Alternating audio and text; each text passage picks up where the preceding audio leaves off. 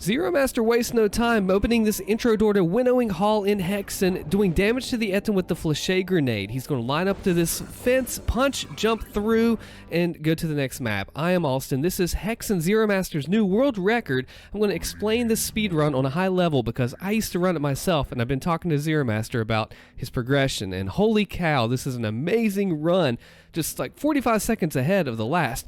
So he's running ahead here with the fighter who's faster than Doom Guy, lining himself up to clip through this 7th door. Normally you have to go through puzzles, hit 7 different doors open, but he's just going to bypass it all, right? Combination of the Flechet Grenades and the punching to get rid of this Chaos Serpent really quick and avoiding the other flying, going right through the portal here. That is the first hub. Insane.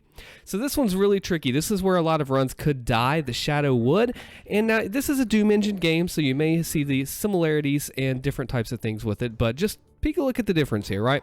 He needs to go this way around all of the enemies. Look how smooth this movement is. Really no mistakes right here. And now watch this. He's got 3 platforms he has to jump from. He could trigger them and make them go up, but that uses up way too much time. He doesn't want to fall off because falling into that lava pit is also a huge time loss, but he needs to make that jump, hit the hammer, and make his way back. So the whole point of this hammer, more damage. It is not the axe, the other weapon that he skipped, which would be available to be gotten in skill 3. However, he's playing skill 4.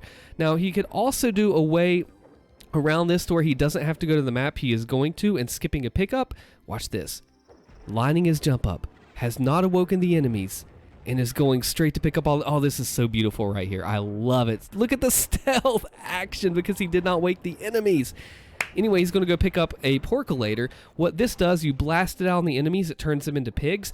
And when you go up close to pigs or corpses against a door, you can jump and run and clip through a little better. Because running and jumping, all that adds speed to the fighter class he's playing. Watch this. He's going to do a long jump across the chasm here. I have fallen down this trying to make this jump here.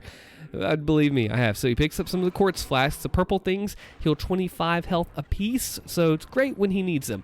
Now this is a new skip. He is lining up the corpse right here. I want you to take a look at what exactly I'm talking about, all right? He's going to line up the corpse here, right here you see.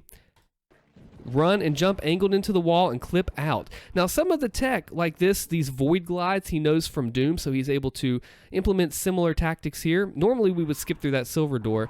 Going in, awakening the enemies, using them to help clip through that wall. So what he did, he has a way that could save like 45 seconds here.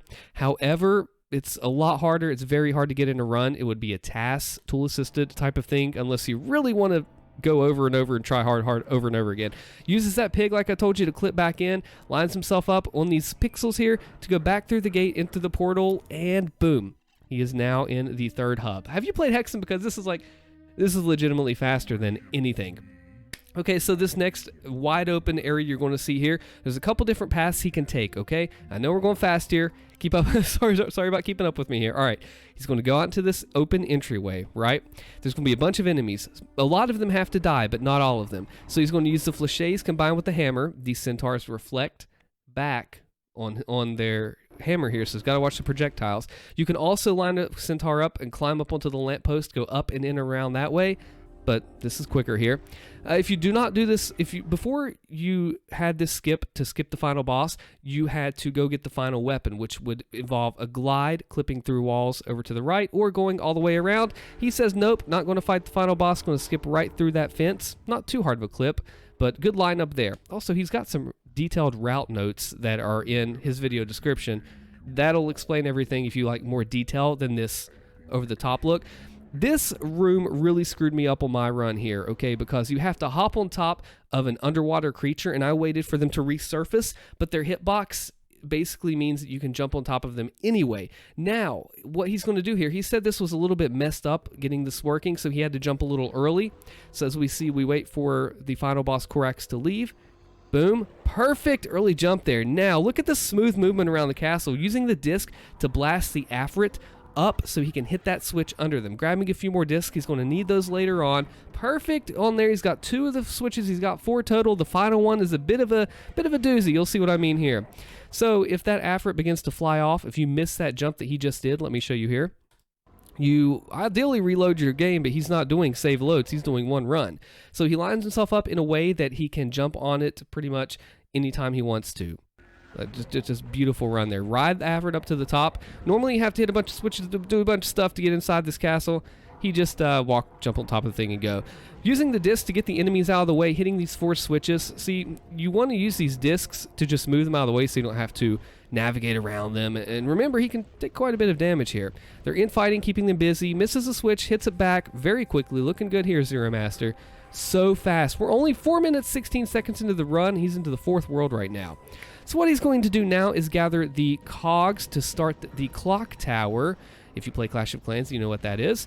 So he's going to grab each of these cogs. A puzzle starts here. Looking good, pretty standard fare, running around. A lot of enemies going on here. Traps whenever you do grab those. There's some really nasty tricks coming up in the next section. Probably one of the hardest ones in the whole entire game. But look at his movement, very smooth as he weaves in and out of the opposition. Looking great here. Yeah, you can't ask for much better than Zero Master's movement here. I mean, it's perfect.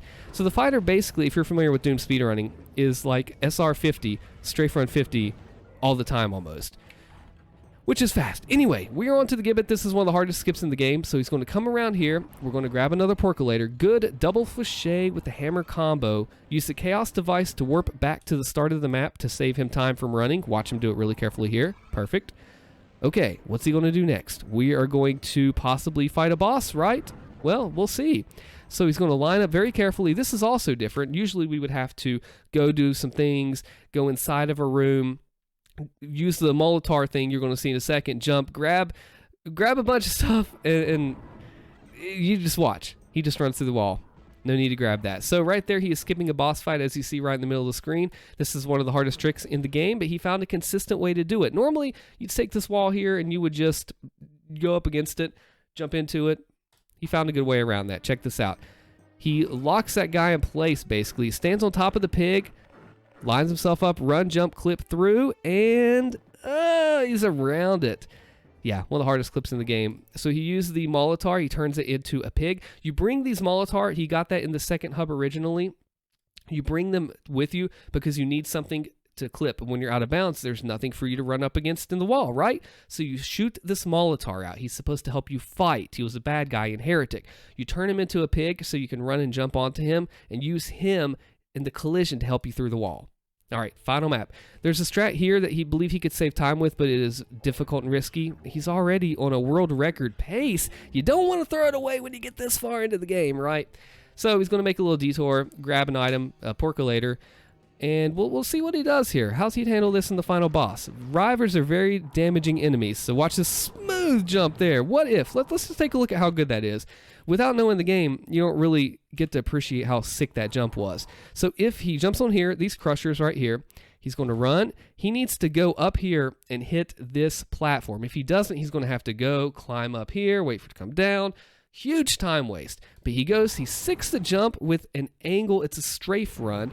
Lights the torches, runs all through the enemies, grabs that percolator we're looking for, back to the necropolis. Okay, so what's he going to do? This is a different skip. Now, normally, you would go to another area, use a river to clip through the wall. It's kind of tricky. He had another area of Void Glide in his last speed run, which was even tougher to do, clipping through the wall. Just watch what he does here. This is a different one.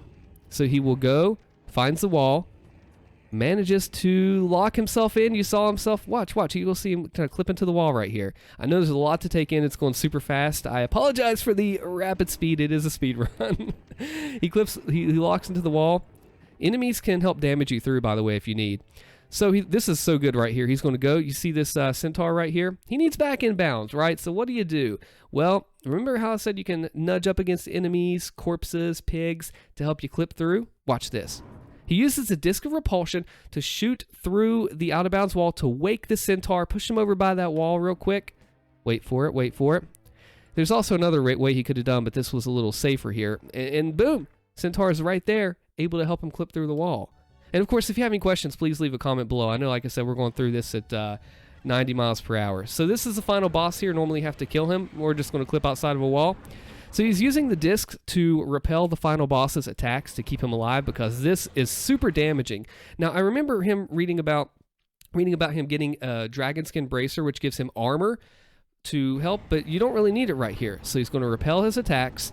In his notes, I remember seeing that he had to do something with that Etten. Maybe he use the disc to push it away so he didn't go inside that little room that you're going to see in just a second right there. He made it past it. All right, remember the Molotov trick? Well, we're going to do it again right here by the edge. This is the exit portal. Spawns a Molotov. Well, just here, I'm going to show you this trick in action. Ready? Spawns the Molotov, turns it into a pig, uses that pig to lock himself into the wall and jump right in, right through, and he makes it to the very end. Be sure to watch Zero Master's run. Check out my Zero Master analysis here. Comment, let me know what you think. I am Allstin. Thank you for watching.